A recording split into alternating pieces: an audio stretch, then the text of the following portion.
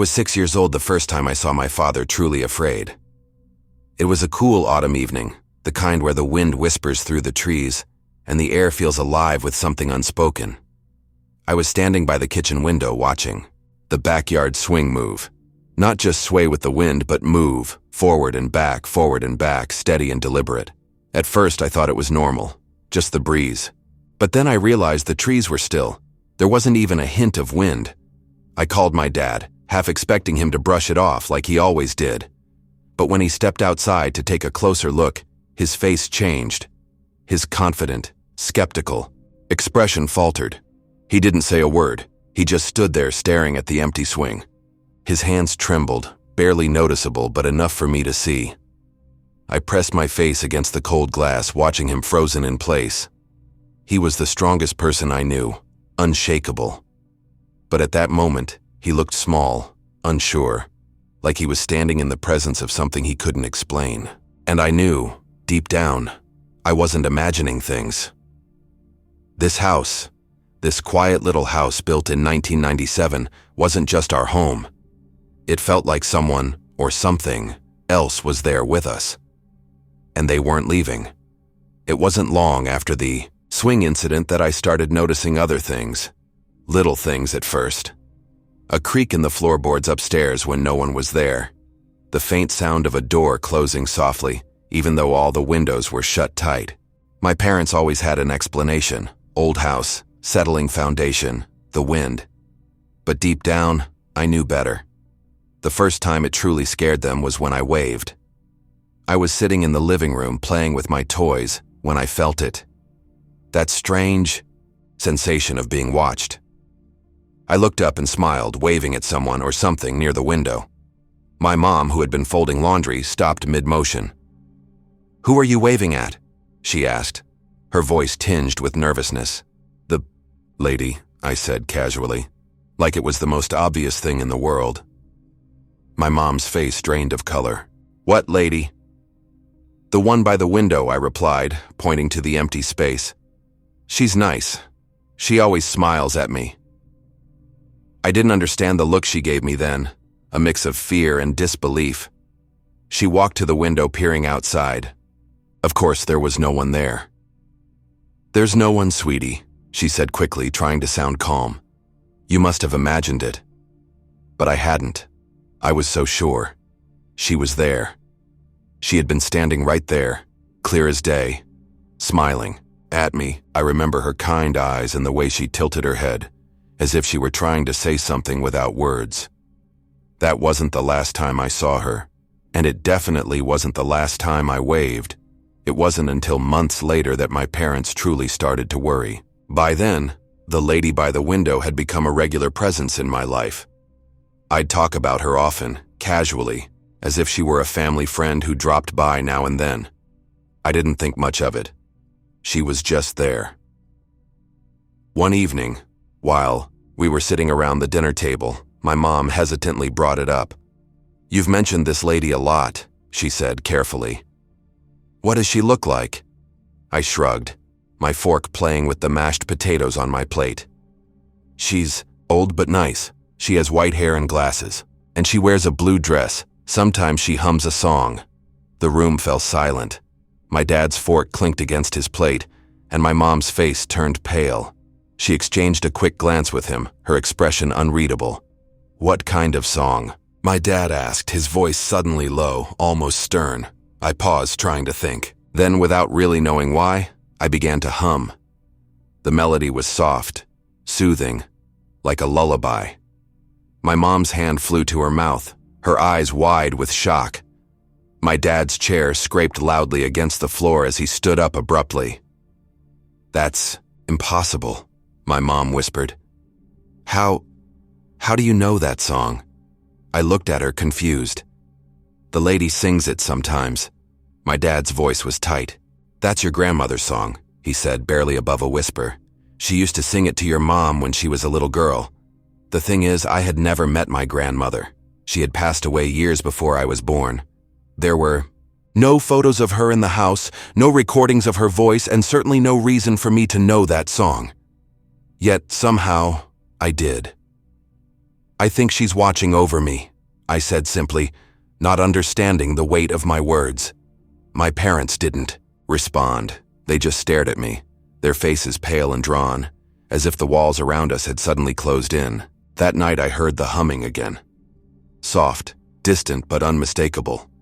And for the first time, I realized that maybe the lady by the window wasn't a stranger after all. As I grew older, the strange events didn't stop. If anything, they became harder to ignore. I'd wake up to find my toys moved around in my room, placed in perfect lines or strange arrangements that I knew I hadn't made. My favorite spinning top, the one with the chipped edge, would often be found spinning on its own silently in the middle of the floor. At first I thought it was my parents playing tricks on me, but when I asked, they only looked confused, or maybe they were pretending not to understand. "Maybe you sleepwalk," my mom suggested once, though her voice trembled as she said it. One particular night stands out. I had just put my toys away before bed, neatly packed into the small chest by the wall. I turned off the lights, crawled under the covers, and shut my eyes. I was halfway between sleep and wakefulness when I heard it. A soft, rhythmic thudding. I froze. My eyes opened and I lay there, heart pounding, trying to make sense of the noise. It wasn't loud, but it was steady, like something bumping gently against the wooden floor. Gathering my courage, I turned toward the sound. In the faint light coming from the hallway, I saw it. My spinning top was moving, twirling in slow, deliberate circles, as if an invisible hand was guiding it. I stared, unable to look away. It didn't stop until I whispered, "Who's there?" The top wobbled, fell on its side, and went still. Next morning, I told my dad what had happened. He laughed at first, brushing it off. "You probably dreamed it," he said, ruffling my hair. But later that day, I caught him lingering in my room, staring at the spinning top with a strange look in his eyes. The toys kept moving after that. Sometimes it was subtle, a doll facing a different direction, a ball rolling to the corner of the room. Other times it was more obvious, like the time I found every single toy in my chest lined up in a perfect circle on the floor. By then, I had stopped being afraid. I didn't feel like whatever was behind these strange happenings wanted to hurt me. But my parents didn't share my calm. My mom started avoiding my room altogether, and my dad became unusually quiet whenever the topic came up. It felt like the house itself was alive, watching, waiting, and somehow, I knew the toys were only the beginning. I think the moment my father truly believed me was the night of the swing. Until then, he'd always been the skeptic, the voice of reason. "It's your imagination," he'd say. "Kids see things that aren't there." But that night, even he couldn't explain what we saw. It was late, just after dinner. I was standing by the window, looking out at the backyard. The moonlight bathed everything in a soft glow, making the shadows stretch long and eerie. That's when I noticed it. The swing was moving. At first I thought it was the wind, but the trees around it stood still. The air was calm, almost too calm, and yet the swing rocked steadily back and forth as though someone was sitting on it. "Dad, come look," I called out, trying to keep my voice steady. He walked over, glancing outside with a tired expression, ready to dismiss whatever I was seeing. But as soon as his eyes landed on the swing, his face changed. The casual indifference drained away, replaced by something I'd never seen before. Fear. He didn't say anything at first. He just stared, his jaw tightening as the swing continued its slow, deliberate motion. Finally, he opened the back door and stepped outside, his footsteps crunching on the gravel path. I watched him through the glass, clutching the edge of the window, afraid to blink. He walked toward the swing, each step slower than the last. The closer he got, the more it seemed to move, like it was responding to him. By the time he was just a few feet away, it was swinging so high it could have thrown someone off, if there had been anyone sitting on it. But it was empty, completely, undeniably empty. My dad reached out a hand, hesitant, as if touching it might unleash something. The moment his fingers brushed the chain, the swing stopped. Not gradually like you'd expect, but instantly, as though an unseen force had let go. He stood there for a long time, staring at the swing, his hand still gripping the chain. When he finally turned back toward the house, his face was pale, his expression unreadable. He didn't say anything as he walked past me back into the house. He didn't meet my eyes. But that night, for the first time, I saw the cracks in his disbelief. And I knew he had felt it too, that quiet, invisible presence. Whatever was in our house wasn't just my imagination. It was real, and it was watching. After the swing incident, things changed. My dad stopped brushing off the strange events so easily. He wouldn't admit it outright, but I could see it in the way he avoided the backyard after dark or how he lingered near my room at night, listening. For me, though, the fear started to fade. The more I thought about it, the more I realized these things weren't trying to hurt me. They weren't random or chaotic. It was almost intentional, like someone was reaching out trying to connect. I began to feel a strange sense of comfort in the odd occurrences. The creaks in the floorboards, the faint hum of that familiar melody, the toys that seemed to rearrange themselves. It no longer felt like something to fear. It felt like company. I started talking to the house, or maybe to whoever was in it. Quiet conversations late at night when the rest of the family was asleep. "Are you there?" I'd whisper, sitting cross-legged on my bed. "Why are you here?" I never got an answer, not in words. But sometimes I'd hear a soft knock on the wall or the slightest rustle like a response from the other side. My parents thought I was growing out of it, that I was finally leaving behind the imagination of my childhood. But the truth was, I was becoming more aware. I started noticing patterns, the way the swing moved only when I was nearby, the way the toys seemed to align with the games I'd been playing, as if someone unseen was playing along. One evening, while I was drawing in my room, I felt it again, that familiar presence. It wasn't oppressive or cold.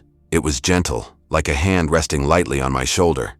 I looked up and whispered, "Is it you? Are you the lady by the window?" The door creaked softly, as if in reply. By then, I'd stopped questioning whether it was real. It wasn't just my imagination, and it wasn't a coincidence. Whatever or whoever it was, they were connected to me, protecting me maybe, watching over me. The thought wasn't scary anymore. It was comforting, but even as I accepted it, I couldn't help but wonder, why me? What did they want?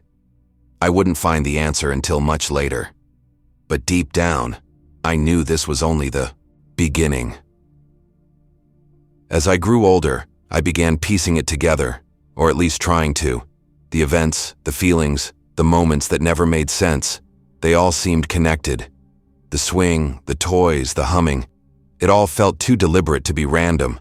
And the lady by the window, I couldn't shake the idea that she was someone who loved me, someone who was supposed to be gone but somehow wasn't.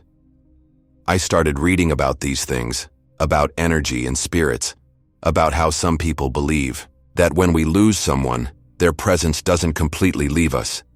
They linger in the spaces they loved, with the people they cared about. I didn't know if I believed it, but I couldn't ignore the signs anymore.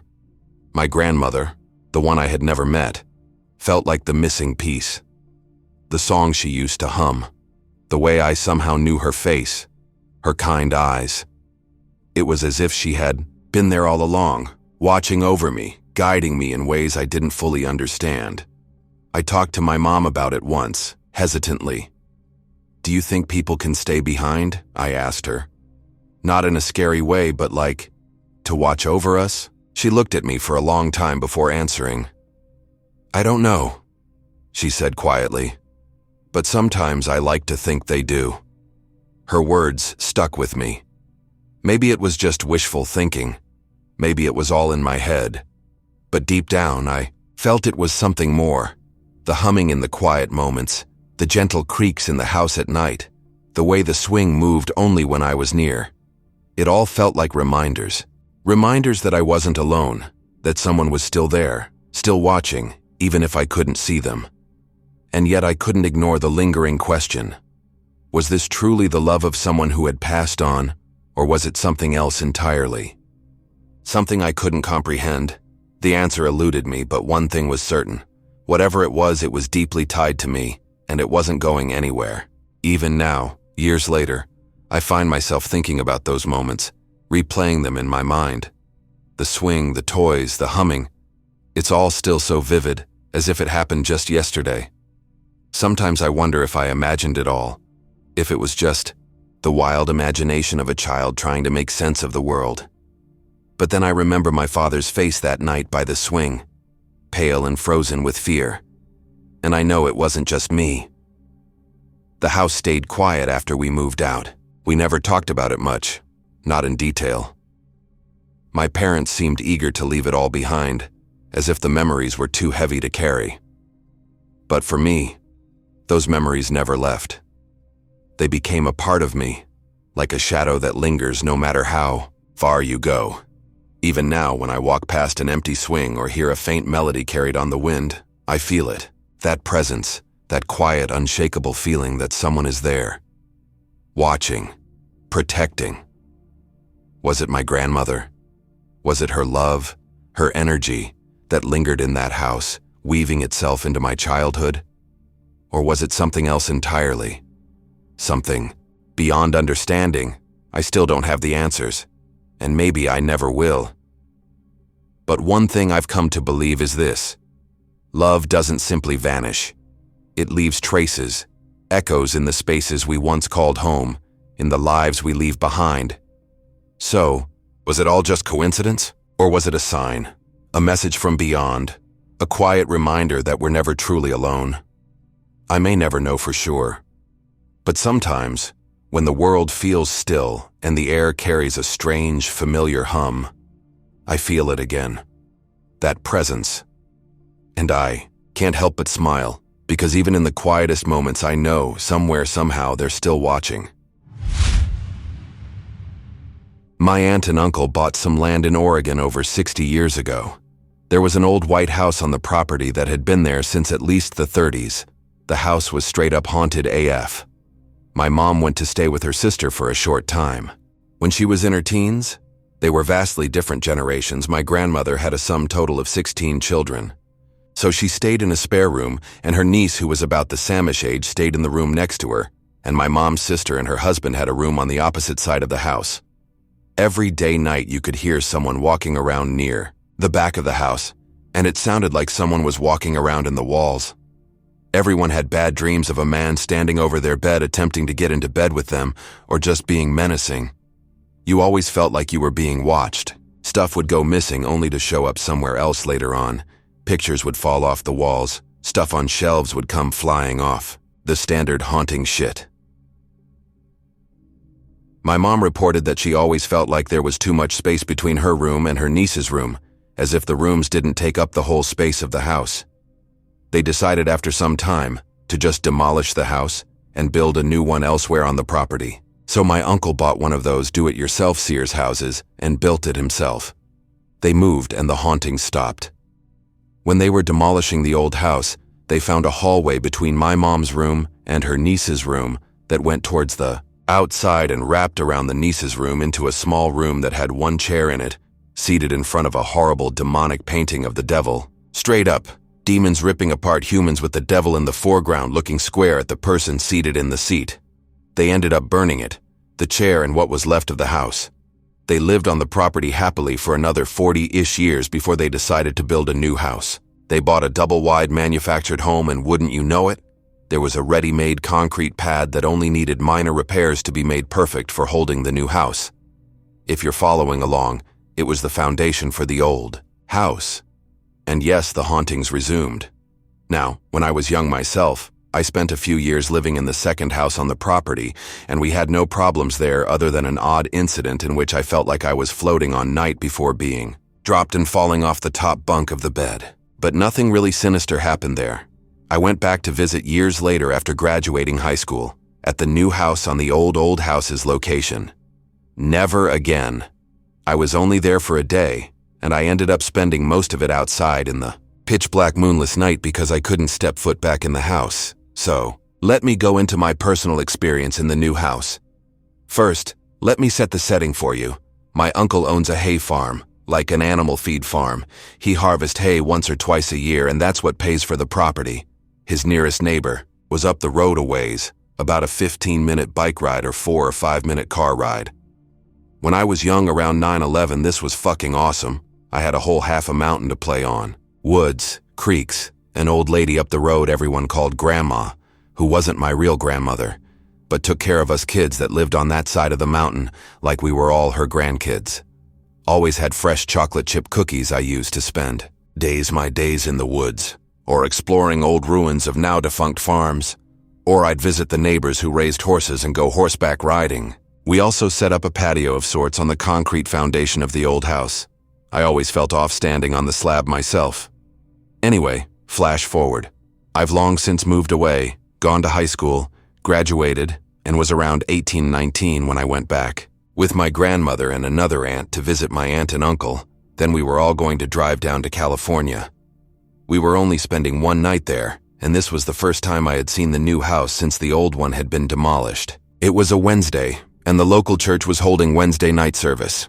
It was a small town, and they took their church activities extremely serious, so much so that they had not only a Sunday service but a Wednesday service as well.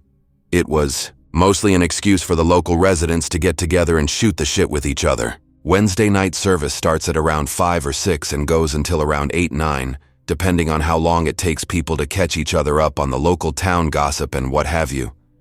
I was tired when we arrived, and immediately took a nap. I was offered to go along to Wednesday night service, but didn't feel like sitting around a church with a bunch of old people talking about grandkids and whatever. So I declined and stayed back while my grandmother, 2 aunts, and my uncle went on to church. It was around 7-ish when I woke up to what looked like a bush standing in the doorway.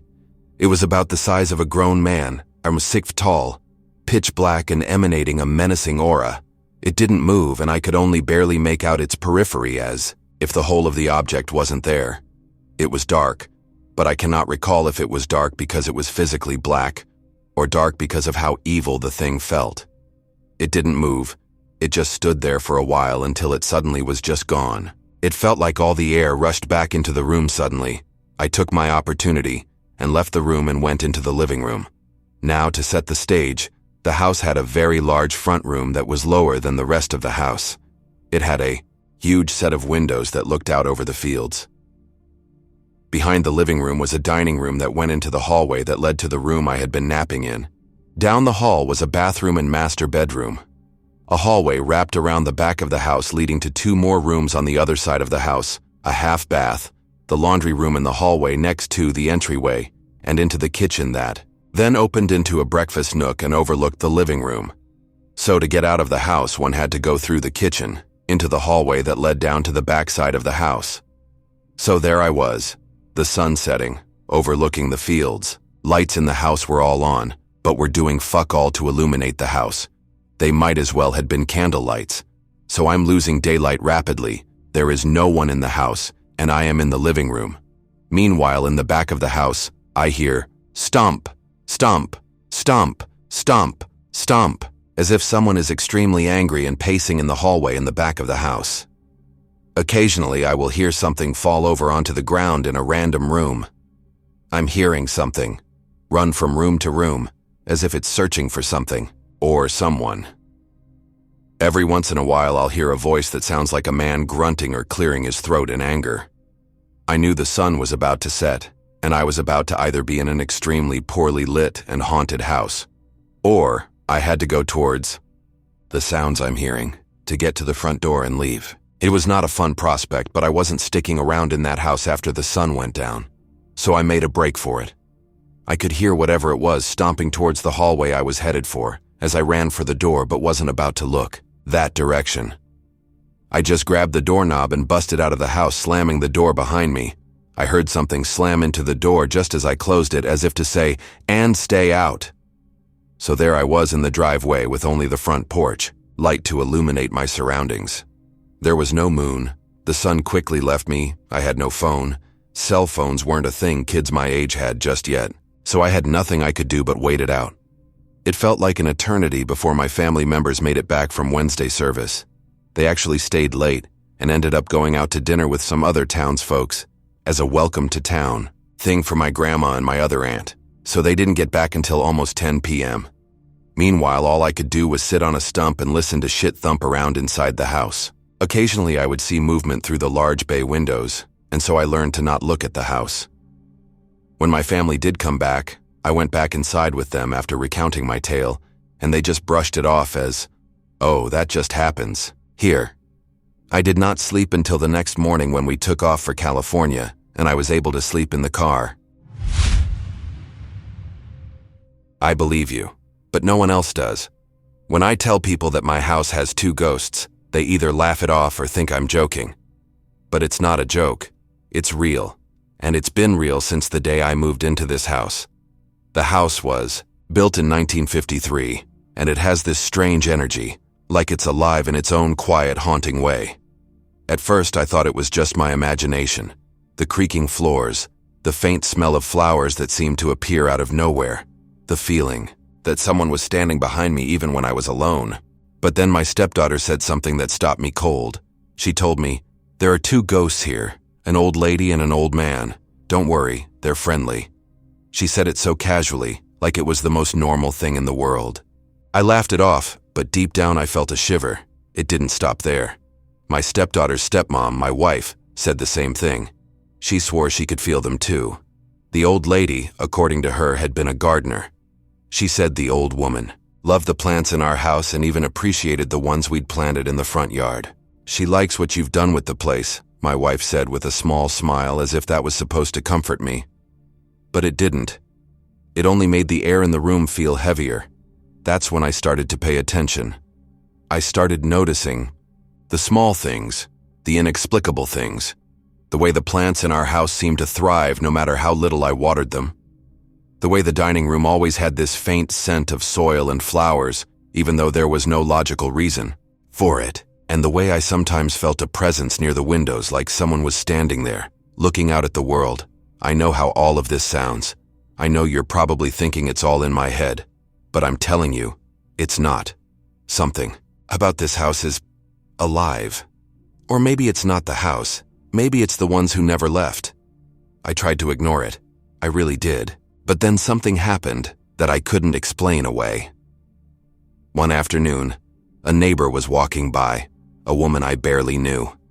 She stopped to chat with my wife, mentioning how she hadn't been in the neighborhood for a long time. It was the usual, small talk, nothing out of the ordinary, until she glanced at our house. Her eyes lit up and she said, "Oh my gosh, I haven't been by in forever. I remember the old lady who used to live here." At first, I didn't think much of it. People often share memories about the previous owners. But then she added something that made my heart stop. She always had the most beautiful flowers out front, and her dining room, it was always full of plants.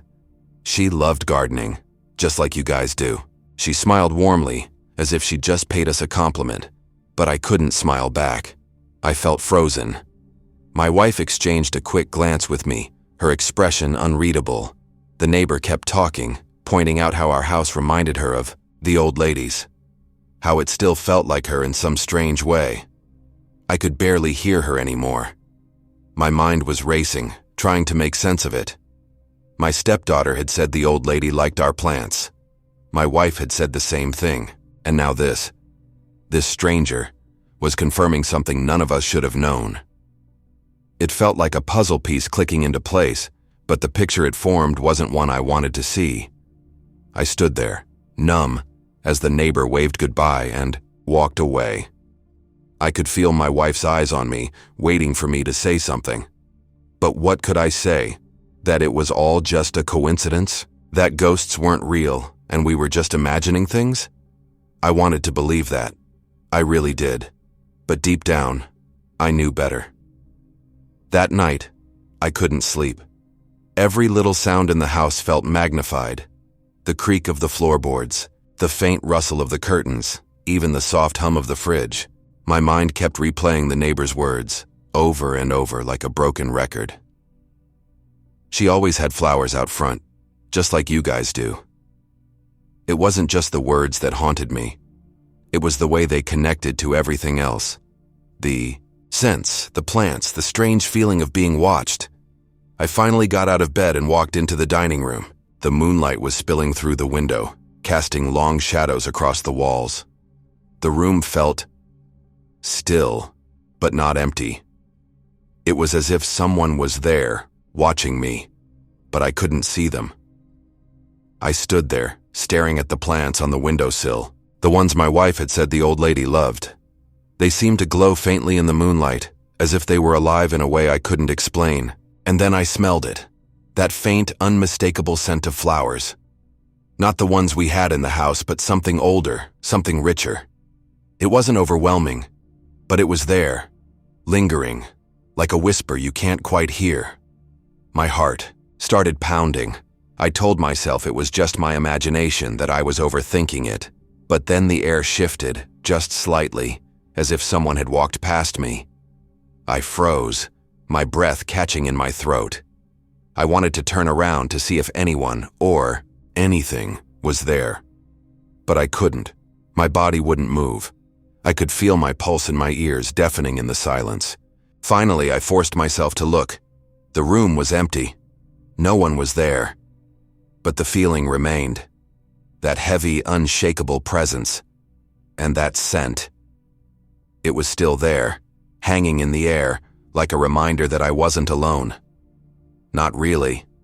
The next morning I tried to convince myself that I'd imagined it all. Lack of sleep can do strange things to your mind, right? But as I walked into the kitchen, my stepdaughter was already sitting at the table eating breakfast. She looked up at me, her face calm but curious, and said, "Did you see her?" My stomach dropped. "See who?" I asked, trying to keep my voice steady. She shrugged like it was no big deal. "The old lady. I felt her last night. She was in the dining room again. She likes it there. It's her favorite spot." I stared at her, trying to process what she was saying. She didn't seem scared, not even a little. If anything, she seemed used to it, like this was just another normal day in her world. "What do you mean you felt her?" I finally managed to ask. She smiled, that innocent, childlike smile that somehow made the whole thing even creepier. "She's nice. She doesn't want to hurt us. She just likes to be around. She told me she loves the plants. She said it reminds her of when she lived here." I felt a cold shiver run down my spine. My stepdaughter had never met the neighbor. She didn't know anything about the old lady who used to live here. So how could she possibly know that? My mind raced for an explanation, but none of them made sense. None of them could explain the way she spoke about the old lady as if she knew her. I sat down at the table trying to act normal, but my hands were trembling. "And the old man?" I asked, almost afraid of the answer. Her face turned serious. "He doesn't come around as much. He stays quiet. I think he's sad, but don't worry, he's nice too." Nice. They were all so sure that these ghosts were nice. But there was nothing comforting about the way my stepdaughter spoke, nothing reassuring about the way she knew things she shouldn't. My head was spinning, and I couldn't shake the feeling that the walls of this house were holding secrets I wasn't ready to uncover. As the day went on, I couldn't stop thinking about what my stepdaughter had said. I tried to distract myself with chores, errands, anything to keep my mind occupied. But every time I passed the dining room, I felt that same heavy presence. It wasn't threatening, but it wasn't exactly welcoming either. It was just there, like a shadow that refused to leave. Later that evening, my wife and I sat down to talk. I couldn't keep it in any longer. "Do you really believe what she says about the ghosts?" I asked, my voice low but firm. She didn't answer right away. Instead, she leaned back in her chair and looked at me, her expression unreadable. Finally, she said, "I do. I felt them too. I just didn't want to scare you." "Scare me?" I let out a hollow laugh. "You think telling me that two ghosts live here isn't scary?" "They're not like that," she insisted, her tone calm but insistent. "They don't mean any harm. The old lady especially. She feels protective, like she wants to keep the house the way it was. And the old man, he just lingers. He doesn't interact much." I shook my head, trying to process her words. But how can you be so sure? How do you know they're not dangerous? She sighed and reached for my hand. Because they've had plenty of chances to be. We've lived here for years and nothing bad has ever happened. If they wanted to hurt us, don't you think they would have by now? Her logic made sense, but it didn't ease the knot in my stomach. What about the neighbor? I asked. She knew about the old lady too. She said the flowers and the plants were just like hers. How do you explain that? My wife smiled faintly. Maybe it's not something we need to explain. Maybe it's just how things are. Her words left me feeling more unsettled than reassured. If this was just how things are, then what else was I supposed to accept? That my house wasn't entirely mine? That we were living with two invisible housemates from another time? I didn't know what to believe anymore. All I knew was that the house felt different now, as if it was watching and waiting for me to make peace with the truth. But I wasn't sure I could, not yet. As the day went on, I couldn't stop thinking about what my stepdaughter had said. I tried to distract myself with chores, errands, anything to keep my mind occupied. But every time I passed the dining room, I felt that same heavy presence. It wasn't threatening, but it wasn't exactly welcoming either. It was just there, like a shadow that refused to leave. Later that evening, my wife and I sat down to talk. I couldn't keep it in any longer. Do you really believe what she says about the ghosts? I asked, my voice low but firm. She didn't answer right away.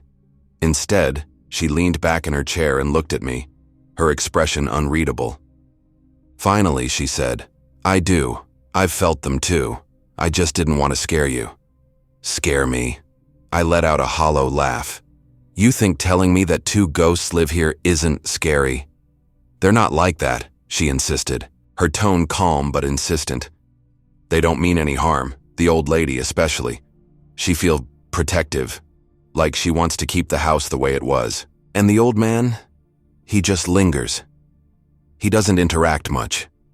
I shook my head, trying to process her words. But how can you be so sure? How do you know they're not dangerous? She sighed and reached for my hand. Because they've had plenty of chances to be. We've lived here for years and nothing bad has ever happened. If they wanted to hurt us, don't you think they would have by now? Her logic made sense, but it didn't ease the knot in my stomach. What about the neighbor? I asked. She knew about the old lady too. She said the flowers and the plants were just like hers. How do you explain that? My wife smiled faintly. Maybe it's not something we need to explain. Maybe it's just how things are. Her words left me feeling more unsettled than reassured. If this was just how things are, then what else was I supposed to accept? That my house wasn't entirely mine? That we were living with two invisible housemates from another time? I didn't know what to believe anymore. All I knew was that the house felt different now, as if it was watching and waiting for me to make peace with the truth. But I wasn't sure I could. Not yet. That night I decided to test the waters. I told myself it wasn't fear driving me, just curiosity. I wanted to see if there was anything to what my wife and stepdaughter were saying, or if it was all in their heads, or worse, if it was starting to get into mine. I stayed up late, sitting in the dining room with only a small lamp on. The room was quiet, the kind of quiet that presses on your chest. The air felt heavy, like the house was holding its breath. I sat there, staring at the plants on the windowsill, my mind racing with questions I didn't want answered. And then, it happened. At first it was subtle, a faint rustling sound like leaves brushing against each other. I looked around, but the windows were shut and there was no breeze. The sound grew louder, closer, as if someone, or something, was moving through the room. My heart pounded in my chest, but I forced myself to stay still. I wasn't ready to run, not yet. Then, the smell hit me. That same floral scent, stronger this time, filling the room like someone had just walked in carrying a fresh bouquet. My eyes darted to the corner of the room, where the shadows seemed darker, thicker. I squinted, trying to convince myself it was nothing, just my imagination playing tricks on me, but it wasn't. The shadows shifted, almost imperceptibly, as if they were alive, and then I saw it. A faint outline, barely there, but enough to send chills down my spine. It was the shape of a woman, stooped slightly, her head tilted as if she was looking at me. I couldn't move. I couldn't speak. All I could do was sit there, frozen, as the figure lingered for what felt like an eternity. And then, just as suddenly as it appeared, it was gone. The room was still again, the air lighter, the floral scent fading into nothing. I sat there, trembling, trying to convince myself that I'd imagined it, but deep down I knew I hadn't. The old lady was real, and she was watching me. The next morning, I didn't say anything to my wife or stepdaughter about what I'd seen. I wasn't ready to share it, not because I didn't believe it, but because admitting it out loud would make it feel too real. Instead, I went about my day, pretending everything was normal, even though the image of that faint figure stayed burned into my mind. As the day wore on, I couldn't shake the feeling that the house was different now. Every corner seemed to hold a secret. Every shadow seemed alive. And then, something happened that shattered any illusion of normalcy I was trying to hold on to. It was late afternoon, and I was in the living room, flipping through an old book. My stepdaughter was playing nearby, humming softly to herself. Suddenly, she stopped, her head snapping up like she'd heard something. She turned to me, her expression calm but serious. "She's here," she said quietly. I froze. "What do you mean?" My voice was barely above a whisper. "The old lady. She's standing by the dining room window. She likes to look outside." I felt my throat tighten. I wanted to tell her to stop, to tell her this wasn't funny. But the look on her face was so sincere, so matter-of-fact that I couldn't bring myself to say a word. Instead, I slowly got up and walked toward the dining room, my heart pounding in my chest. As I reached the doorway, I stopped. The air in the room felt heavier again, the faint smell of flowers lingering in the air. And there, by the window, was the same shadowy outline I'd seen the night before. It was clearer now, more defined. The figure was stooped, her hands resting on the windowsill, as if she was gazing out at the yard. I didn't know what to do. I stood there frozen, watching her. She didn't move, didn't turn to look at me. She just stood there, her presence both eerie and oddly peaceful. I wanted to call out, to say something, but my voice wouldn't come. And then she vanished. Just like that, she was gone, leaving behind only the faint floral scent and the heavy, unshakable feeling that she'd been real. I walked back to the living room, my legs feeling like lead. My stepdaughter looked up at me and smiled. "She likes it here," she said simply, as if that explained everything. That night, I finally told my wife what I'd seen. She listened quietly, nodding as if she'd been expecting it.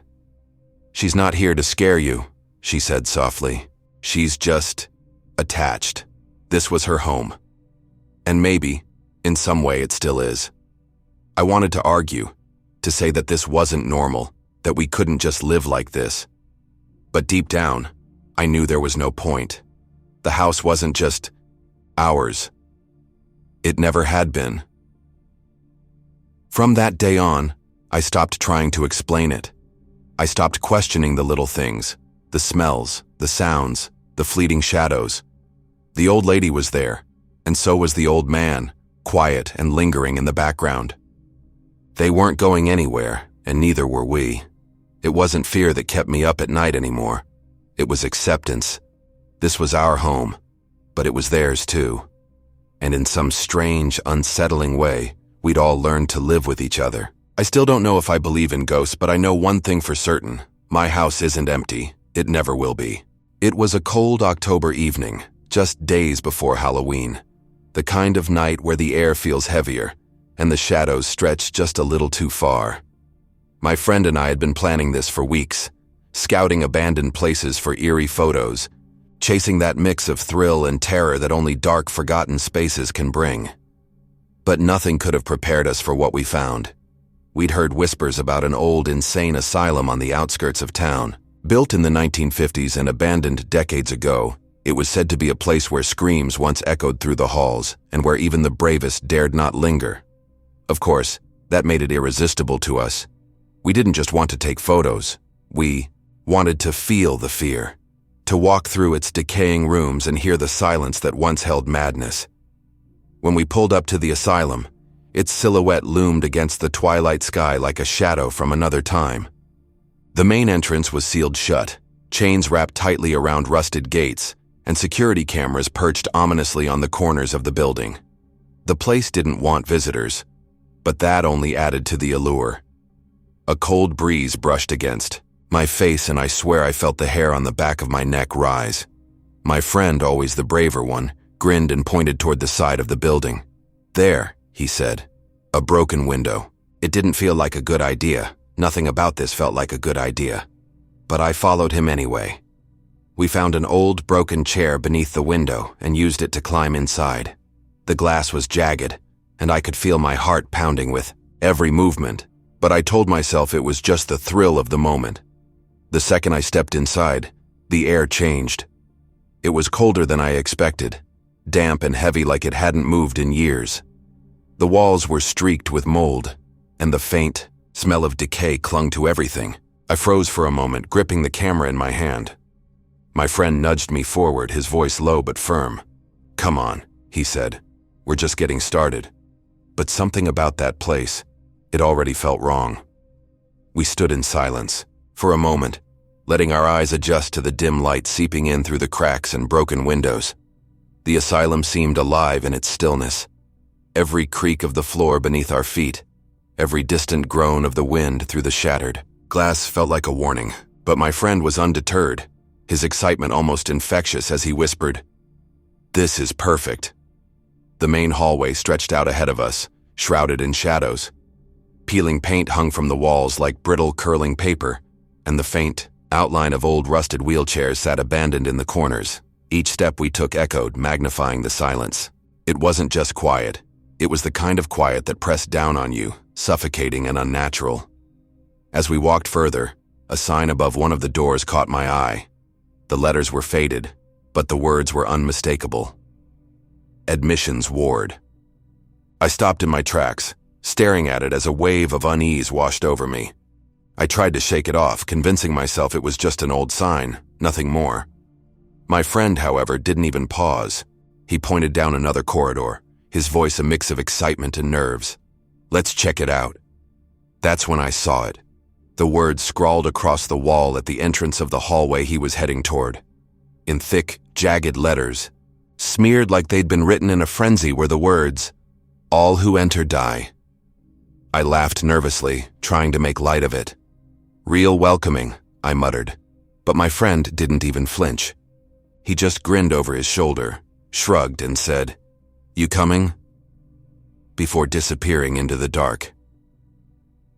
I stayed put, rooted to the spot. I wanted to be brave, to follow him like I always did. But something about that hallway felt different. It wasn't just fear, it was instinct. I tightened my grip on my camera and told myself I'd wait. I'd stay back, explore the entrance a bit, snap some photos, and keep my distance from whatever was lurking deeper in the asylum. As his footsteps faded down the corridor, I realized I couldn't hear anything else. Not the wind, not the creaking walls, not even the faint hum of the cameras outside. It was as if the building itself had swallowed every sound, leaving me alone in a silence that felt alive. I turned my attention back to the room I was in, trying to shake the unease gnawing at me. The camera in my hands felt heavier than usual, and even though my fingers trembled slightly, I started taking pictures. The flash illuminated the decaying walls, casting brief, jagged shadows that seemed to move when I wasn't looking. I focused on the details, the rusted pipes, the broken tiles, the discarded gurney tipped on its side like it had been thrown in haste. Every photo felt wrong. It wasn't just the eerie setting, it was something I couldn't explain, a creeping sensation that I wasn't supposed to be there. My breath felt shallow, and the air was colder than when we'd first entered. I snapped another photo, and for a split second the flash revealed a doorway across the room. A doorway I hadn't noticed before. The door hung slightly ajar, its frame splintered as if someone or something had forced it open. I didn't want to look. I told myself it was just another empty room, but my eyes kept drifting toward it. waiting for something to appear in the darkness beyond. My heart thudded louder, each beat echoing in my ears. And then faintly I heard it, a sound so soft I thought I imagined it. A whisper, low and indistinct, like wind brushing against words. It wasn't coming from the room in front of me. It was coming from the hallway where my friend had gone. I froze, my blood turning to ice. My camera hung limply in my hands as I strained to listen. The whisper came again, clearer this time, but still too faint to make out. My gut screamed at me to leave, to climb back out the way we came, and never look back. But I couldn't move. My legs felt like they were locked in place, as if the building itself was holding me there. That's when I heard footsteps, quick, uneven, and getting closer. My heart leapt, and for a moment I thought my friend was running back toward me. Relief started to replace the fear, but then I noticed something strange. The footsteps. They weren't his. They were too light, too hurried, like the frantic patter of something small, something not human. I spun around, clutching my camera like it could protect me, but there was nothing there, just the empty, decaying room and the distant echo of the footsteps fading away. My friend's voice broke the silence, calling my name from down the hall. His voice was shaky, almost frantic. "We need to go," he said, his words clipped and urgent. Now. When he stepped into view, his face was pale, his eyes wide and glassy. I'd never seen him look so scared. "What happened?" I asked, but he didn't answer. He just grabbed my arm and started pulling me toward the window we'd come through. I hesitated for just a moment, glancing back at the hallway. That's when I saw it. A chair at the far end, standing perfectly still in the middle of the corridor. On top of it was something small, something round. A ball, maybe? No, it wasn't a ball. It was a head. A doll's head. Its painted eyes staring straight at me. Before I could fully process what I was seeing, the head slid off the chair and hit the floor with a dull thud. That was enough. I didn't wait to see what would happen next. I bolted for the window, my friend right behind me. My hands scraped against the broken glass as I scrambled out, but I didn't care. I just wanted to be out of that place. The cold night air hit me like a slap, but it felt safe, familiar. We ran to the car without looking back, my heart pounding, so hard it felt like it would break through my chest. It wasn't until we were halfway down the road, the asylum fading into the darkness behind us, that I finally dared to speak. "What did you see back there?" My friend didn't answer right away. He just stared out the window, his hands gripping the steering wheel so tightly his knuckles were white. Finally, he spoke, his voice barely above a whisper. "The chair," he said. "It wasn't empty. There was a doll sitting on it. And it moved." The car fell silent, the weight of his words pressing down on us like a vice. Neither of us said another word, but in the back of my mind, I couldn't stop thinking about the doll. The way its head had slid off the chair, as if something unseen had pushed it. Something that didn't want us there. Something that still lingered in the silence of that cursed asylum. The car was quiet, save for the hum of the engine and our shallow, uneven breaths. My hands were shaking, the cuts from the window stinging against the steering wheel. My friend sat rigid beside me, his face pale and unreadable. I kept glancing at him, waiting for him to say something, anything, but he just stared straight ahead, his jaw clenched so tightly it looked like it might snap. Finally, I couldn't take it anymore. "What happened back there?" I asked, my voice breaking the suffocating silence. I needed to hear it from him, to make sense of the chaos we just fled from. He didn't answer right away. Instead, he rubbed his hands together, his fingers trembling slightly. "I told you," he said finally, his voice hoarse. "That doll, it moved." I opened my mouth to argue, to say it must have been a trick of the light, or maybe a gust of wind, but the words wouldn't come. I knew what I'd seen, and as much as I wanted to dismiss it, to rationalize it, the image of that chair, the doll's head sliding off with deliberate, unnatural precision, was burned into my mind. "I didn't want to go down that hallway," he continued, his voice barely above a whisper. But I don't know. I thought maybe there'd be something cool to see, something we could use for the photos. Then I saw the chair, just sitting there at the end of the corridor. It felt wrong, but I couldn't look away. And then I saw it. He paused, his breath hitching. The doll. It was sitting upright, staring straight at me. And I swear to you, it turned its head. The air in the car felt colder, heavier as he spoke. My stomach churned, and I tightened my grip on the wheel, trying to focus on the road. But his words wouldn't leave me alone. I kept seeing that chair, the dim light casting shadows that seemed to dance around it, the doll's head tipping, over like it had a mind of its own. And then it fell, he added, his voice cracking. It just tipped over like someone pushed it. That's when I ran. I didn't wait to see anything else. I swallowed hard, my mouth dry as sandpaper. My hands were still trembling, and every bump in the road made my heart jump. Do you think someone was in there with us? I asked, my voice barely audible. He didn't answer. Instead, he turned his head slowly, his eyes meeting mine. There was something in his expression, something haunted. No, he said finally. It wasn't someone. It was something. A chill ran down my spine, and I instinctively pressed harder on the gas pedal, desperate to put more distance between us and that place. The asylum had disappeared into the darkness behind us, but it didn't feel far enough. It didn't feel like it would ever be far enough. Neither of us spoke the rest of the way home. The silence was suffocating, but I didn't dare break it, not with the weight of what we'd just experienced hanging in the air. When we finally pulled into my driveway, I sat there for a moment, gripping the wheel so tightly my knuckles ached. "What do we do now?" I asked, my voice shaking. He shook his head, staring out the windshield. "We don't go back. Ever." Then he turned to me, his eyes dark and hollow. "And we don't tell anyone. They wouldn't believe us anyway." I nodded, but deep down, I knew it wasn't over. That place, whatever it was, had marked us. The silence, the doll, the way it moved.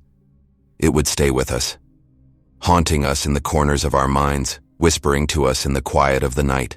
And as I lay awake that night staring at the ceiling, I realized something that sent a fresh wave of fear coursing through me.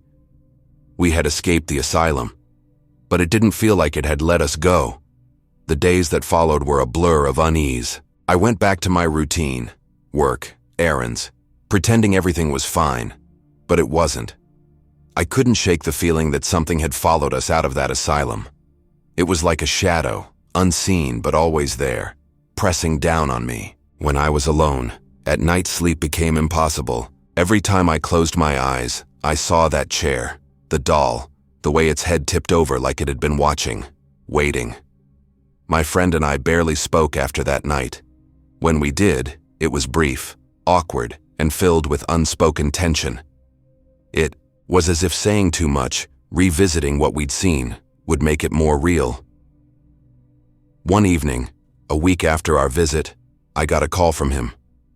I almost didn't answer. The thought of hearing his voice, of revisiting the fear we'd both tried to bury, made my stomach twist. But I picked up, and immediately I knew something was wrong. His voice was strained, panicked. "Have you felt it?" he asked. I didn't need to ask what he meant. I had felt it. The cold spots in my apartment, the way my camera refused to turn on even with fresh batteries, the faint sounds at night that didn't belong. I hadn't told anyone, not even him. Admitting it felt like giving it power. "Yes," I whispered. There was silence on the other end of the line, but I could hear his breathing, shaky and uneven. "Last night," he finally said, "I saw it again. The chair. It was in my room." I froze, gripping the phone so tightly my knuckles went white. "What do you mean in your room?" My voice was barely a whisper, the words catching in my throat. "It was just there," he said, his voice breaking. I woke up, and it was sitting in the corner. I thought I was dreaming, but then I saw it, the doll. It was there too, sitting on the chair, and it smiled at me. My heart pounded in my chest, and I felt a chill creep over my skin. I didn't know what to say, what to do. The thought of that doll, that chair, appearing in his room, of it smiling, made my stomach churn. "What did you do?" I asked. "I ran," he said simply. "I ran out of my apartment and didn't look back. I'm staying at a hotel now, but I don't think it matters. I think it's still with me." We sat in silence, the weight of his words hanging between us. I wanted to reassure him, to tell him it was all in his head, but I couldn't. I knew it wasn't. The same cold, suffocating presence had seeped into my life too, and I couldn't ignore it any longer. That night, I didn't sleep.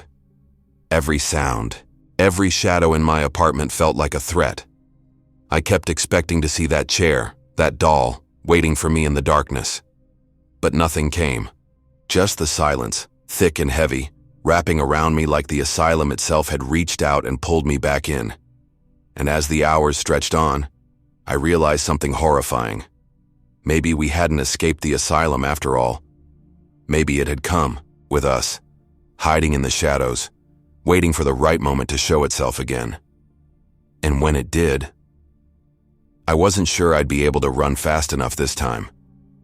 Days turned into weeks, but the feeling never left. That oppressive, unshakable dread lingered like a shadow that refused to fade. My friend and I tried to move on, but neither of us could. We stopped talking altogether, as if speaking would summon it, like saying its name might make it stronger. Then, the nightmares started. Every night I dreamed of the asylum. Not as it was, but as it might have been when it was alive with chaos. Echoing screams, shadowy figures moving in the corners, and always that chair, sitting there in the center of it all waiting. The doll would be there too, its lifeless eyes following me no matter where I went. And in every dream, it would smile. One night, I woke up gasping for air, my heart pounding so hard it felt like it might break. The room was pitch black, but something was wrong. The air was cold, colder than it should have been, and the silence. It wasn't empty. It was heavy, alive, like the air itself was watching me. I reached for my phone to check the time, but it wouldn't turn on. The screen stayed black, the same way my camera had failed me. My breath caught in my throat as I heard it, soft, barely audible at first.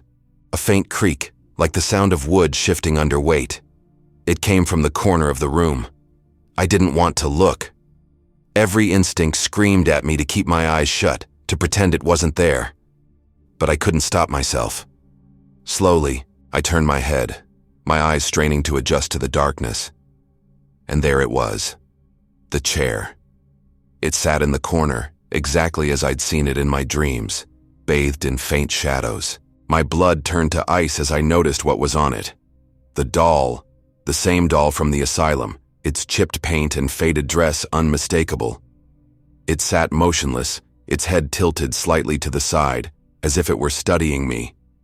For what felt like an eternity, neither of us moved. I couldn't breathe, couldn't think. Then slowly, impossibly, its head began to turn. Not all at once, but in small, deliberate jerks, like it was fighting against something. And when it finally stopped, its face was pointed directly at me. Its mouth moved. It didn't make a sound, but I swear I saw it form words. I couldn't make them out, but the way its lips twisted, the deliberate motion, it was speaking. My body finally reacted, my limbs snapping into motion as adrenaline took over. I bolted from my bed, nearly tripping over myself in the dark, and stumbled into the hallway. I didn't stop to grab anything. I just ran, throwing open the door and fleeing into the night. I didn't look back, but I could feel it. That presence, heavy and suffocating, followed me as I ran. It wasn't just in my head. It was real. And it wasn't done with me. Even now, I can't tell you what it wanted. I don't know why it chose us or how it followed us out of that cursed asylum. But I do know one thing. It's still there. Not just in my nightmares or the fleeting shadows I catch in the corner of my eye. It's closer than that. Watching. Waiting. And I don't think it's going to stop.